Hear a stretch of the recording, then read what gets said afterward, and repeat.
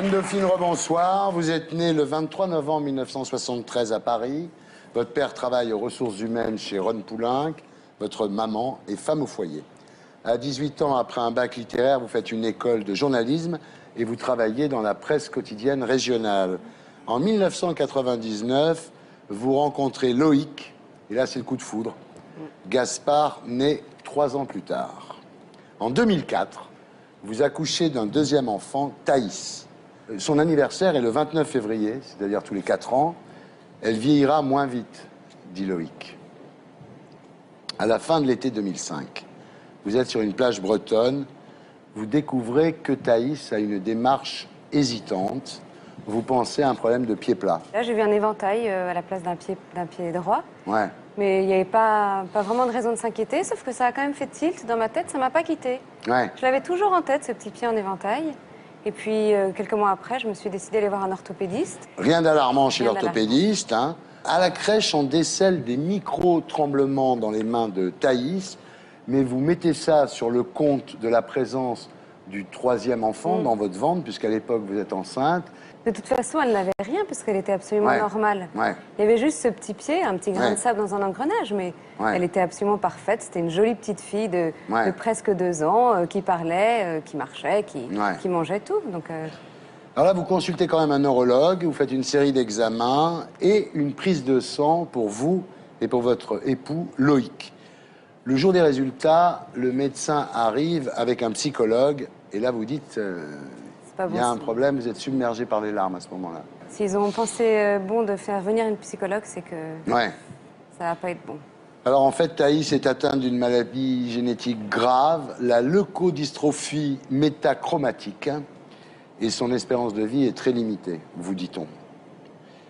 Alors vous demandez pour le futur enfant, celui dont vous êtes enceinte, et on vous dit 1 chance sur 4 qu'il soit atteint lui aussi, mais vous refusez le diagnostic prénatal. Pourquoi? Je suis rentrée dans cette pièce mère de 3 enfants. Je ne peux pas sortir mère d'un enfant, c'est pas possible. Il y a un instinct de vie qui me pousse là. J'ai ce bébé qui bouge dans mon ventre. Je me dis que la foudre ne tombe pas 2 fois au même endroit. Et que ce bébé, il est là, il est en vie. Et quelque part, j'ai envie de lui donner la possibilité de vivre quelle que soit sa vie. Donc, Alors en rentrant, vous vous renseignez sur la maladie de Thaïs. Il s'agit... d'une combinaison de mauvais gènes entre Loïc et vous. Donc c'est un truc absolument imprévisible. Et vous apprenez aussi, en regardant sur Internet, que Thaïs peut vivre de 2 à 5 ans. C'est une maladie qui détruit tout le système nerveux. Donc la marche, dans un premier temps. Et puis le reste. Et puis le reste. Alors là, vous décidez de faire comme les enfants, c'est-à-dire de vivre dans le présent, d'assumer sans pleurer, de continuer comme si de rien n'était, sans signifier aux enfants un avant et un après. C'est vraiment une grande preuve d'amour qu'on a fait pour Thaïs, c'est de se dire tu vas pas vivre longtemps, mais tu vas vivre. Et on va tout faire pour que tu sois heureuse. Alors, quelques jours plus tard, en consultation, les médecins vous expliquent le développement de la maladie. Ils vous disent qu'elle va d'abord plus bouger, ensuite plus parler, ensuite plus voir. Votre fille est là, elle est dans vos bras, et vous lui dites je te promets que tu auras une belle vie. Ça, c'est vraiment une promesse. Il n'y avait pas de raison que sa vie soit pas belle. Je lui ai promis que je ferais tout pour qu'elle soit heureuse et surtout qu'elle manquerait jamais d'amour. Alors le problème, c'est que Thaïs fait de plus en plus de crises de nerfs. Alors au début, vous ne comprenez pas pourquoi. Et en fait, elle souffre de douleurs insoutenables du système nerveux. Et il lui faudra des médicaments tellement puissants que souvent les pharmaciens hésitent à vous les vendre. Oui, parce qu'ils ne sont pas habitués à avoir de telles ordonnances pour des enfants si petits. Et jusqu'à ce que j'arrive à leur expliquer. Et à partir de ce moment-là, plus personne ne m'a posé de problème pour délivrer ces médicaments. Alors là, vous accouchez du 3e enfant, Azilis, 2e choc. Elle est atteinte, elle aussi. Double peine. Là, c'est... Pendant les jours qui ont précédé l'annonce, je me suis dit, elle ressemble à son frère, elle n'est pas malade. Si l'infirmière rentre avant que j'ai compté jusqu'à 10, elle n'est pas malade. Enfin, j'avais réussi à évacuer mes peurs et puis... Là, vous regrettez de ne pas avoir fait le test prénatal? Je n'ai aucun regret, jamais, non. Elle est là. Alors évidemment, votre fils Gaspard, qui lui ne souffre de rien, dit « Je peux être le seul enfant de la famille à devenir grand ». C'est difficile la normalité dans certaines circonstances. Quand on est tout seul à être normal. Mais Azilis sera traitée grâce à une greffe de la moelle osseuse, donc à partir du sang du cordon ombilical, ce qui lui permettra évidemment de ne pas connaître exactement le sort de sa sœur aînée. Oui, c'était un peu une première. Les médecins attendaient en quelque sorte Azilis parce qu'ils avaient une possibilité de traitement, mais ils savaient qu'une fois que la maladie était rentrée en phase symptomatique, on ne pouvait plus rien faire. Là, ils ont un tout petit bébé qui a 4 jours, qui est en pleine forme, mais qui est atteint de la maladie. Ouais. Donc ils tentent cette greffe de moelle osseuse qui va se faire à Marseille. Ouais. Donc on part toute la famille pendant des mois voilà, à Marseille pour... entre la chimio, la chambre stérile, enfin une aventure assez folle. Mais... Alors là, vous découvrez que Thaïs ne peut plus parler. Alors, c'est pas un problème psychologique, en fait. C'est juste que sa bouche ne fonctionne plus. Elle mange plus. Non. Elle pèse 8 kilos. Il faut la nourrir avec une sonde. Et malheureusement, une sonde directement dans l'estomac. Ouais, c'est difficile pour une maman de ne pas nourrir son enfant. Ouais. C'est difficile de programmer ses repas sur une machine. Vous dites, elle se bat pour ce qu'elle peut changer. Elle accepte ce qu'elle ne peut éviter. Quelle sagesse. C'est-à-dire que l'enfant est conscient de sa situation, évidemment, et l'accepte. Je crois qu'elle avait compris qu'elle n'avait pas le choix, dans beaucoup de circonstances, et que nous, on était là pour la rendre heureuse, et elle nous faisait confiance. Donc, alors, bientôt, Thaïs ne peut plus utiliser ses bras, ni tenir sa tête droite, ni même être assise, et vous lui faites fabriquer un petit fauteuil moulé à ses mesures, et vous lui dites un trône de princesse. C'est son frère qui trouvait que ça ressemblait à un trône de princesse, et qu'elle avait beaucoup de chance. Alors là, vous êtes au bord de l'épuisement. Arrive heureusement Thérèse, une nounou sénégalaise qui est un véritable ange gardien pour votre famille et qui va vous apprendre la patience et l'art de vivre dans le présent. Parce que c'est ça le secret de l'histoire, c'est d'apprendre à vivre dans le présent. D'ailleurs, pour nous, c'est la seule solution parce qu'on est totalement épuisés. Et on se dit comment on va faire pour arriver. Et c'est juste la journée d'aujourd'hui, puis le lendemain, on verra. Ah oui, c'est la seule façon d'y arriver. C'est la seule façon. Là, Thaïs perd la vue, c'est un choc terrible, mais la petite fille ne change pas pour autant. Thaïs, elle sait aussi qu'elle va perdre un sens et elle va compenser autrement. Donc ça, elle le fait très bien. Je ne peux pas vous dire quel jour elle a perdu la vue. C'est assez incroyable. Oui, un jour vous arrivez, elle est sur le lit, vous vous apercevez qu'elle ne vous voit pas, mais elle ne vous le dit pas. Non, bien sûr, elle ne le manifeste pas, elle n'est pas perdue, elle n'est pas paniquée. Elle est tranquillement sur son lit. Alors moi, pour moi, c'est terrible ce moment-là parce que je m'imagine aveugle. Je m'imagine plongée dans l'obscurité et j'arrive pas. Et puis, je reviens pour la consoler et là, je m'aperçois qu'elle est toute paisible, qu'elle ne voit plus, c'est tout. Voilà.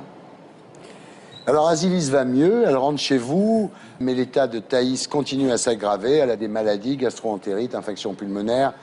Et là, elle est obligée de quitter son trône de princesse. Elle se met au lit et elle n'en bougera plus. Elle n'en bougera plus. Ouais. Non. Plus jamais. Vous dites qu'il n'y a rien de pire que d'assister avec impuissance à la souffrance de son enfant, n'est-ce pas? C'est terrible la souffrance d'un enfant pour une mère. Vraiment, on le voit, même une écorchure au genou, ça nous fait mal à nous aussi. La seule réponse quand un enfant en souffre, c'est l'amour. Quand votre enfant se blesse, vous le soignez et ensuite vous le consolez en le prenant dans vos bras, c'est la même chose.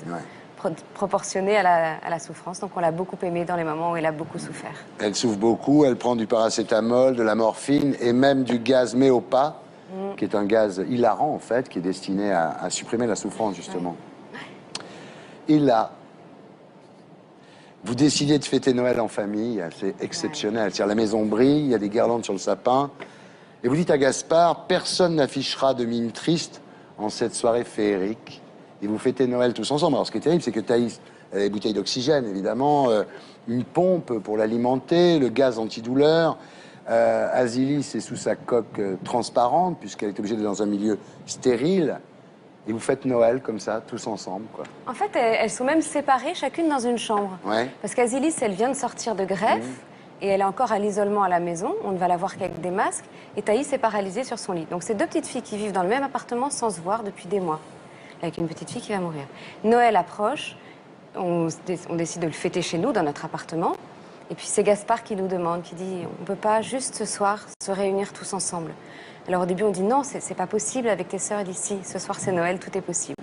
Et oui, c'est vrai que c'est possible. À Noël, tout est possible. Alors on met Azilis derrière un énorme masque qui lui mange tout le visage. On la met dans une coque avec un plastique, elle enlève tout ça dans la minute. On transporte Thaïs dans les bras de son papa comme la belle au bois dormant et on s'installe tous et c'est mon plus beau Noël. Bientôt, Thaïs perd l'ouïe, c'est-à-dire qu'elle perd tous ses sens, hein, les uns après les autres.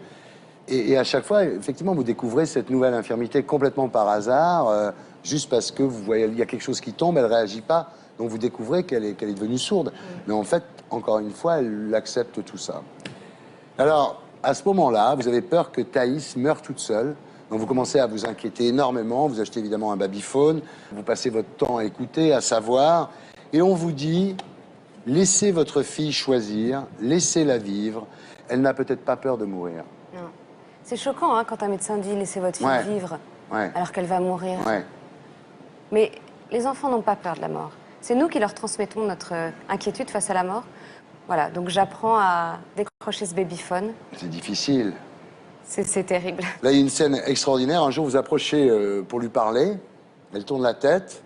Vous vous déplacez pour vous remettre, évidemment, dans l'axe. Elle tourne à nouveau la tête. Vous pensez qu'elle est fâchée, qu'elle ne veut pas vous parler. Non, elle rit. Elle éclate de rire. En fait, elle jouait à cache-cache. Elle se souvenait du jeu. Et dans ces instants ultimes, elle joue à cache-cache. Mais parce que c'est une petite fille. Elle a un peu plus de 3 ans. Et elle a beau être très malade, ça reste une petite fille. Et les enfants, ils aiment jouer. Son rire, ça n'est qu'un ronronnement à l'époque, parce qu'elle ne peut plus émettre de son. C'est le rire le plus éclatant que je connaisse. Et j'ai joué à cache-cache pendant des heures. Et les médecins aussi, les infirmières. Voilà, et puis un jour, bah, elle meurt, quoi.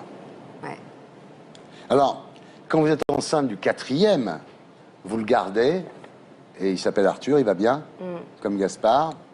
Asilis, elle, devrait pouvoir vivre presque normalement, disons. Hein.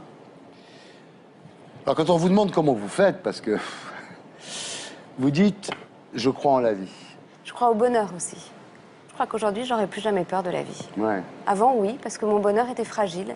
J'étais très heureuse avant. Un bonheur insolent avec l'homme de ma vie, mes beaux enfants, mon beau boulot, mon bel appartement. Mais c'était un bonheur fragile parce que la moindre épreuve pouvait le bouleverser. Aujourd'hui, mon bonheur, il est solide, infaillible. Vous croyez en Dieu? Je crois en Dieu, oui. Ça vous a aidé? Bien sûr. Bien sûr, mais je pense qu'on peut aussi y arriver sans croire en Dieu. L'amour, c'est universel. Est-ce que toute vie vaut le coup d'être vécue, alors? Toute vie vaut le coup d'être vécue, ouais. Même celle de Thaïs? Surtout celle de Thaïs. Elle était sourde, muette, aveugle, paralysée sur un lit, mais elle vivait complètement. On a communiqué avec elle jusqu'au dernier moment. C'était pas une vue de l'esprit. On a juste appris à communiquer avec elle. Elle avait une autre façon de faire. On lui tenait la main et le poids de sa main nous donnait des réponses. Et j'en ai presque oublié qu'elle ne parlait pas.